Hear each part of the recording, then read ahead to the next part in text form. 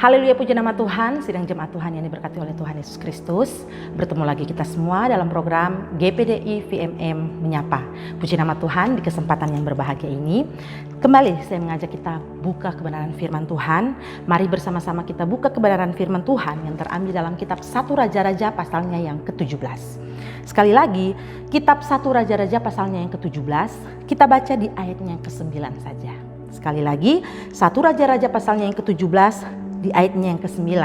Saya akan baca firman Tuhan, saudara-saudara dapat menyimak dalam Alkitab masing-masing. Bunyi firman Tuhan di dalam nama Tuhan Yesus Kristus. Bersiaplah pergi ke Sarfat yang termasuk wilayah Sidon dan diamlah di sana.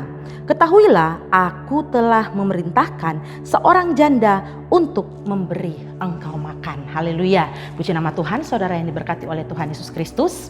Kita tahu ya bahwa kejadian janda di Sarfat adalah kisah yang sangat populer. Kita sudah tahu bersama-sama tentang kisah janda Elia dan janda di Sarfat ini. Nah, dari kisah ini apa yang kita akan mempelajari bersama-sama saat ini ya saudara-saudara? Kita kembali lihat dulu bahwa bangsa Israel pada saat itu sedang mengalami kondisi kelaparan. Sedang mengalami kondisi di mana tidak turun hujan selama 3 tahun dan 6 bulan, saudara-saudara. Di masa itu adalah masa pemerintahan Raja Ahab. Yang kita tahu bersama-sama, Raja Ahab adalah raja yang sangat jahat di mata Tuhan. Dia membuat patung Asytoret untuk disembah oleh bangsa Israel pada saat itu. Dan itu membuat sakit hati Tuhan yang membuat Allah menghukum bangsa Israel dengan kelaparan dan tidak turun hujan selama 3 tahun dan 6 bulan. Nah, apa yang terjadi saudara-saudara? Allah memerintahkan Elia, nabi Tuhan ini, untuk datang kepada janda di Sarfat. Sarfat adalah daerah, kalau pada saat ini kita mengenal daerah Libanon ya saudara-saudara, adalah suatu wilayah. Dan kita melihat Allah berfirman bahwa aku telah memerintahkan seorang janda untuk memberi engkau makan. Kalau kita seperti yang kita ketahui bersama-sama, janda ini hanya, kalau dia katakan kepada Elia ya pada saat itu bahwa dia hanya tinggal sekali masak saja makanan yang ada kepada dia ya. Dan setelah itu mereka tidak ada makanan lagi. Bagaimana mungkin dia akan memberikan makan juga kepada Nabi Elia? Tetapi apa yang Elia katakan? Mari kita baca di ayatnya yang ke-13.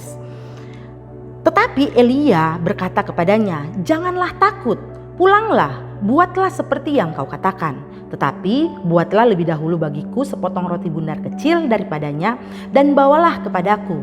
Kemudian barulah kau buat bagimu dan bagi anakmu." Memang benar ya saudara-saudara, janda ini melakukan tepat seperti yang diperintahkan oleh Nabi Elia. Dia membuat roti bundar itu dan membuat terlebih dahulu untuk Nabi Elia. Dan apa yang terjadi saudara-saudara ketika janda itu melakukan itu?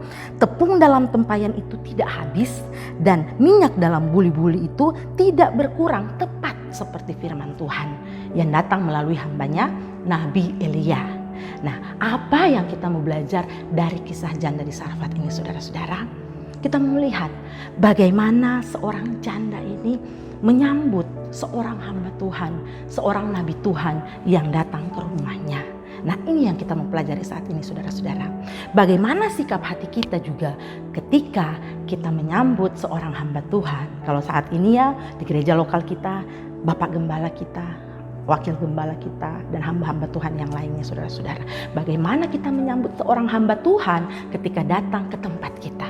Nah, seperti yang janda ini lakukan ya saudara-saudara, mungkin saat ini kondisi kita sedang dalam kondisi yang berkekurangan, sedang mengalami yang namanya panas terik, sedang mengalami yang namanya tidak mengalami hujan ya, atau sedang kekurangan berkat dalam kehidupan kita. Tetapi kita melihat belajar dari janda ini ya saudara-saudara.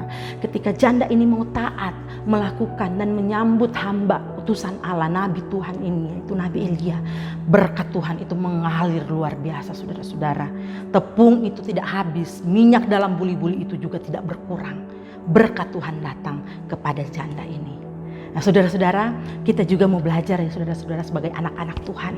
Mau belajar untuk apa? Belajar menyambut hamba Tuhan, utusan Tuhan yang datang dalam kehidupan kita, yang datang di rumah kita, yang datang dalam keluarga kita. Karena kita tahu bahwa hamba utusan Tuhan ini adalah hamba yang diutus oleh Allah. Dan pasti berkat-berkat Tuhan juga ada mengalir melalui hamba yang diutus oleh Tuhan ini. Sama seperti Daud ya saudara-saudara. Kalau kita boleh mereview beberapa waktu lalu, kita pernah belajar bagaimana ketika Daud dikejar-kejar oleh Saul. Saul hendak membunuh Daud pada saat itu. Dan ketika kesempatan sendiri bagi Daud untuk dapat membunuh Saul pada saat itu, apa yang Daud katakan? Dijauhkan Tuhan kiranya bagiku untuk melakukan hal itu, untuk membunuh Saul. Karena Daud melihat Saul adalah hamba yang diurapi oleh Tuhan, hamba yang dipakai oleh Tuhan, saudara-saudara.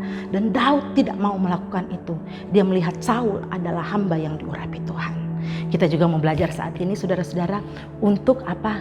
Menyambut hamba Tuhan, menyambut nabi Tuhan, utusan Tuhan. Ketika kita melakukan itu tepat seperti yang dilakukan oleh janda ini, maka berkat-berkat Tuhan itu akan mengalir di dalam kehidupan kita, di dalam rumah tangga kita, di dalam kondisi dan aspek kehidupan kita dimanapun kita pergi dan berada. Amin. Puji nama Tuhan. Demikian renungan firman Tuhan kita saat ini. Kiranya menjadi berkat, kekuatan baru bagi kita untuk kita tetap terus melakukan apa yang menjadi kehendak Tuhan. Mari bersama-sama kita berdoa.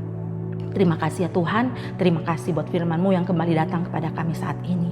Kami percaya Tuhan, biarlah kami juga menjadi anak-anak-Mu, jemaat-jemaat-Mu yang selalu taat kepada firman-Mu, menyambut hamba Tuhan, menyambut utusan-Mu ya Tuhan yang datang kepada kami. Sehingga ya Tuhan berkat-berkat-Mu boleh mengalir di dalam kehidupan keluarga kami. Terima kasih ya Tuhan, terima kasih. Membawa terus seluruh sidang jemaat Tuhan GPDI Villa Melati Mas ya Tuhan. Apapun yang sedang dialami, apapun yang sedang digumulkan ya Tuhan. Engkau Allah buka jalan, yang sakit Tuhan sembuhkan, yang dalam pergumulan keluarga, perekonomian, Tuhan senantiasa berikan jalan keluar. Terima kasih ya Tuhan Yesus, terima kasih. Kami mengucap syukur untuk hari ini. Berdoa, bersyukur dalam nama Tuhan Yesus Kristus. Haleluya. Amin. Puji nama Tuhan. Tuhan Yesus memberkati.